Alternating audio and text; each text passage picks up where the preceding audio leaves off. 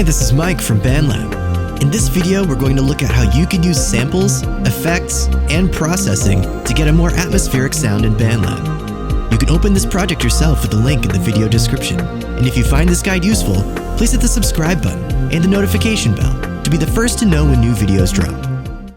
Here I'm starting out with a sketch I made earlier. If you're looking for a guide to starting your own track from scratch, check out our playlist of video tutorials.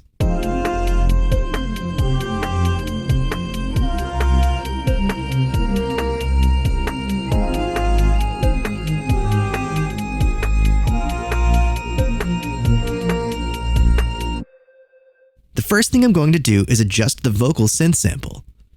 The sample is in C minor, but our track is in F minor, so BandLab has automatically pitched it up 5 semitones so that it's in the correct key.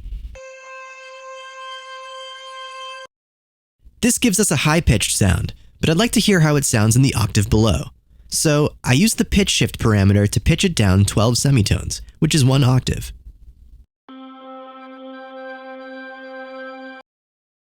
Pitch shifting vocals up or down an octave can often lead to texturally interesting results, and I think in this case the new pitch suits the track better.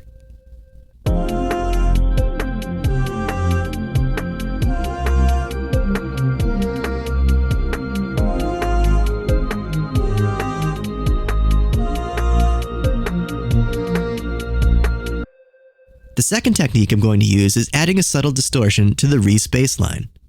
When used appropriately, distortion can help bring out the harmonics of a sound.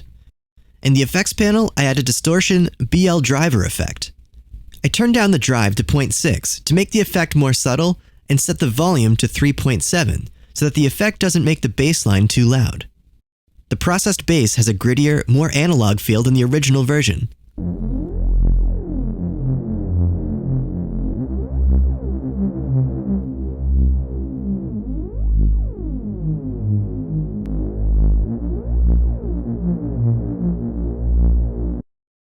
The third approach I'm going to use is adding noisy samples to the mix.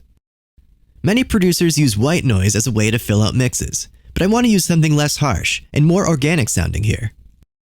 Sounds like vinyl record crackle and rain are both noise-like in that they can feature a broad range of frequencies, but have the advantage of being softer and more natural sounding than synthesized white noise.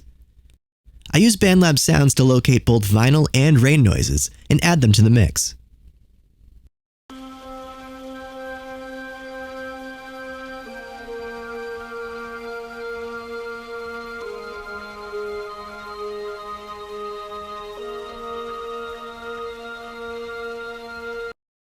I am going to use white noise for my fourth tip though.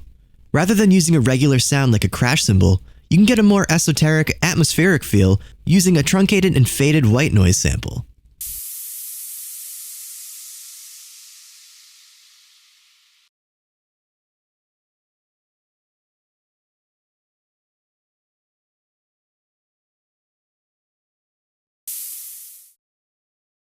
I use tone EQ3M to take out some of the highs to make the noise sound less harsh.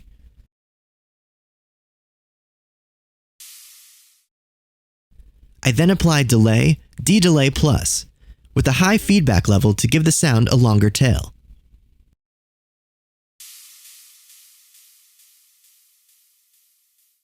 I then use reverb, univerb, set to atrium with a mix of 50% to put the sound in a virtual space.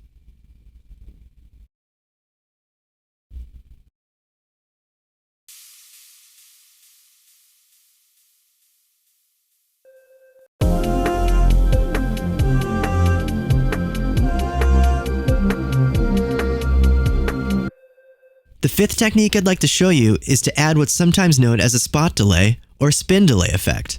This involves adding a delay to a track at a specific moment rather than continually. I want to apply a spot delay to this beep sound. An easy way to do this is to duplicate the track, then delete the excess samples so that only the last beep is on the new version of the track. I then add a D-delay plus to the new track. I turn up the feedback to 100% and the wet level to 93%. Now this last beep will have the delay effect on it, whereas the others will remain delay-free.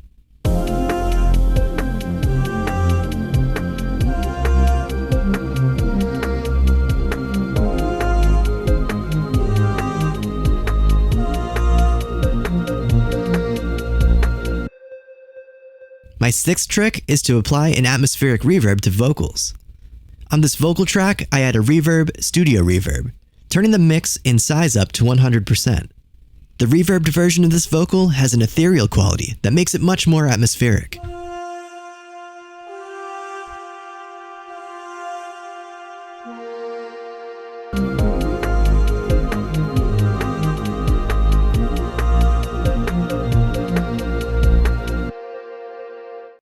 The seventh tip is to try using lo-fi effects on softer sounds to bring out their harmonics.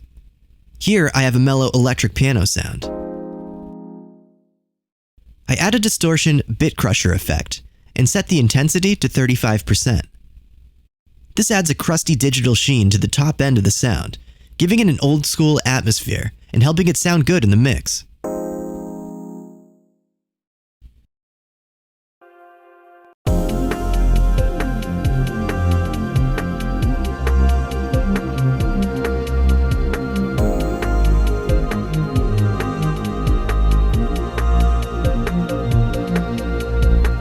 Let's take a listen to the original and processed versions of the project.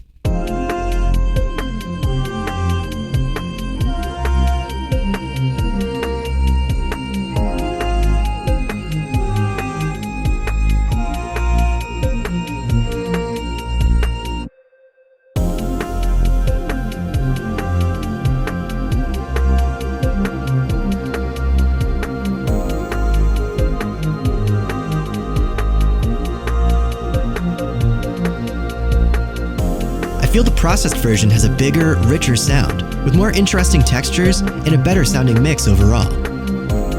Remember, you can fork this project to make your own version of it using the link in the video description. Have fun!